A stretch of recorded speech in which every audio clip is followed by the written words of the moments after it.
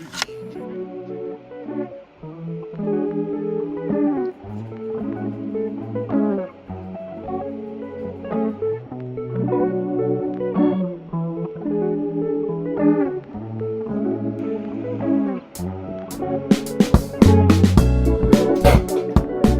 guys, welcome back. Hope y'all been having a swag-tastic summer so far. Me personally, I've been good. Some background, I'm a recent post-grad from university and it's time for me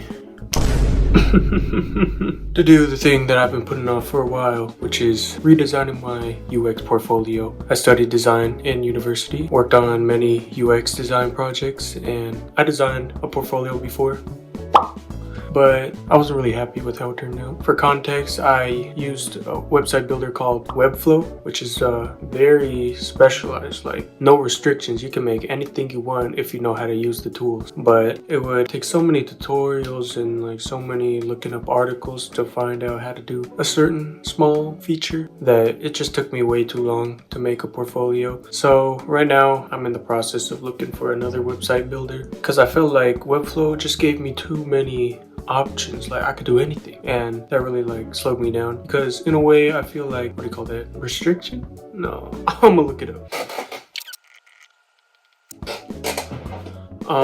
Limitations breed creativity. No, that don't sound right actually. I really don't know the saying. I thought there was a popular saying that was like that, but if y'all know, let me know in the comments. I don't really, my brain's not working right now. Yeah, but I heard about a lot of different website builders. You got Squarespace, you got Wix, you got this one I've been hearing about, Readymag, from a lot of classmates and friends at university. So let me find out which one is the best. Bring y'all along the ride if you know y'all might be fellow designers that need to make a portfolio, and maybe you'll see if you I don't know, bro. It'd be cool though. It'd be cool. Welcome to my workspace, y'all. I'm about to do a little research, you know what I'm saying? My priorities right now are to get it out fast and make it look beautiful and redo my case studies to make them more user-friendly. Oh, UX word right there. They love that. Lego.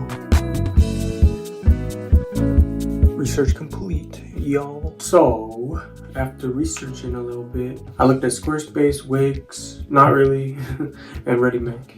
And I tried out Squarespace for a little bit, did their little trial demo. Personally, design-wise, I feel like it was very restricting. For that reason, I didn't resonate with Squarespace that much. And I looked at Wix a little bit. It seemed like a nice happy medium between Webflow and Squarespace. And then I looked at Readymag, which was very simple interface-wise, but it also had a lot of features. And a lot of UX designers use like Figma to make their prototypes, and using Readymag kind of felt more similar to using Figma. It was less technical. It's very visual based. So I decided to go with Readymag, play around with it. It seemed promising, So I'm gonna get working on the portfolio, and then y'all will see the final product when I'm done.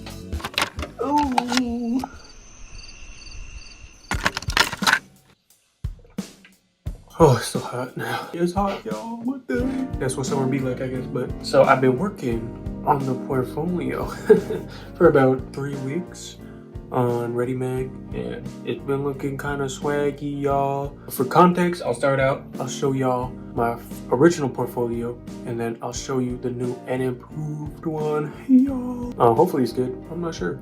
Y'all give me some feedback. Part of the design process, you know, hearing other opinions, y'all. I'd appreciate that. You know, let me know what y'all think. Okay, so here we are on my old website that I made in Webflow.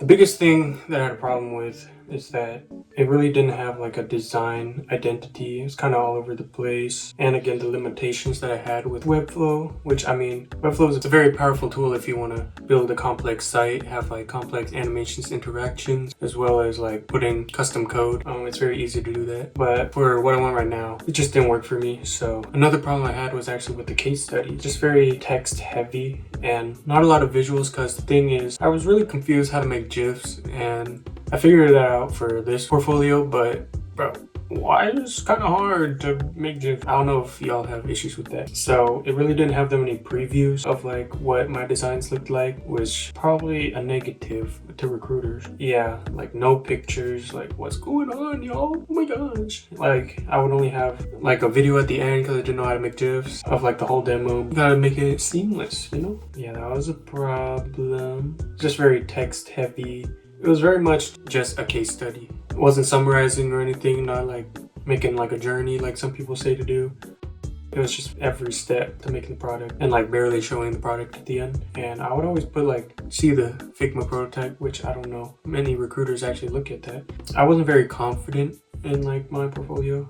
And again, like, look, it was very text heavy, bro. Like, it looked like a Google Doc, bro. We supposed to be designers, bro. We supposed to be better than this. But what helped me is this website called Cofolios, which is a website where you're gonna see other designers' portfolios, get inspiration to what portfolios on the job market look like these days. So, you know what? They got some nice stuff in here. Make sure you're on the right track, you know. Without further ado, let me show you the final product, y'all. Boom, y'all.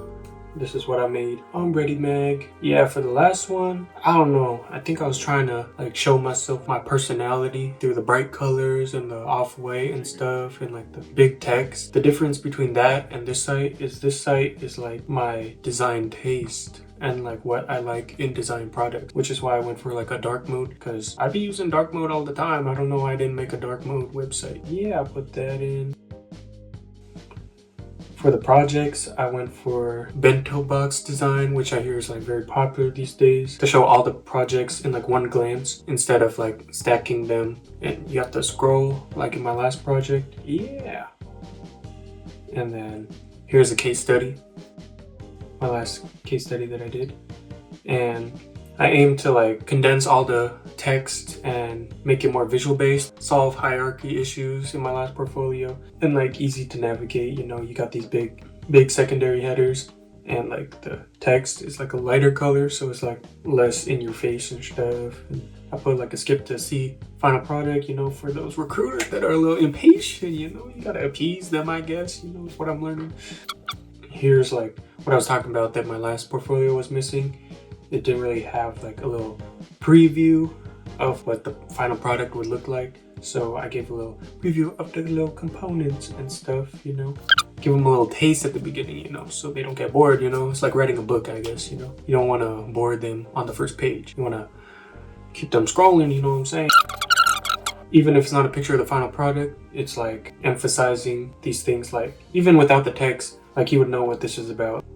Trying to be less confusing, because just like this quote says, they got limited brain power. If it's like a confusing layout, then that's using a lot of their brain power, that they don't have a lot of brain power left to actually decode the information. Moral of the story is just like try to make it as easy and seamless for them, which I guess is what we're doing as UX designers, you know. Just breaking stuff up, changing the layout so it's not like repetitive, the same thing. I'm like trying to change it a little, you know, have little boxes here, have big text, changing the size, and is what I learned in my typography class in university. Actually, when we made a book, my main goal when I was making that book was to make every page like a little different, not make it so repetitive and boring for the reader. That's kind of what I was going for this. And then I have the final product. I was like trying to go for like a non-linear storytelling in how I showed the product by like showing the final product at first, like sandwich the final product between the process, and we have like the initial sketches and stuff and the iterations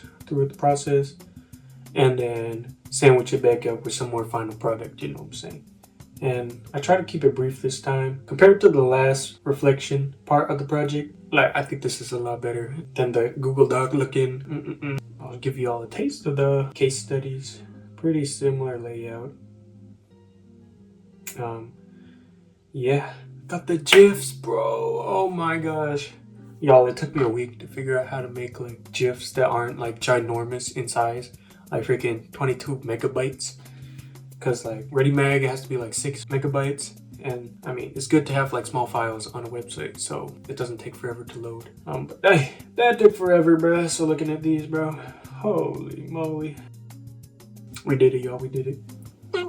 Again, got the research, you know. Even if you didn't see that, you would know it's research with the data points and the percentages.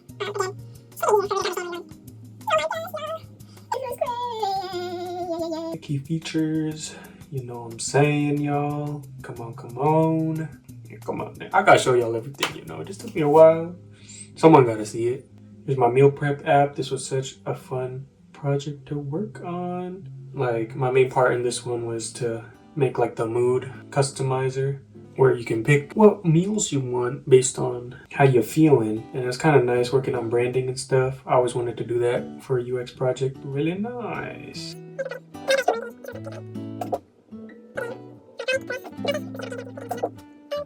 It's my footer. The about page. Let me show y'all the about page. Y'all see that? Oh, yes, sir. That's pretty good.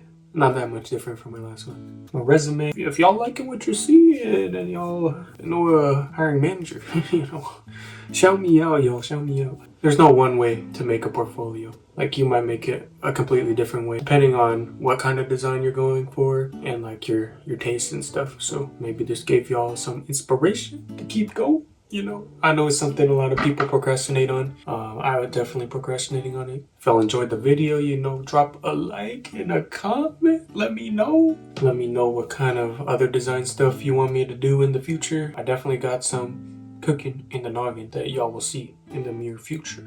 Thanks for watching, guys. Stay cool.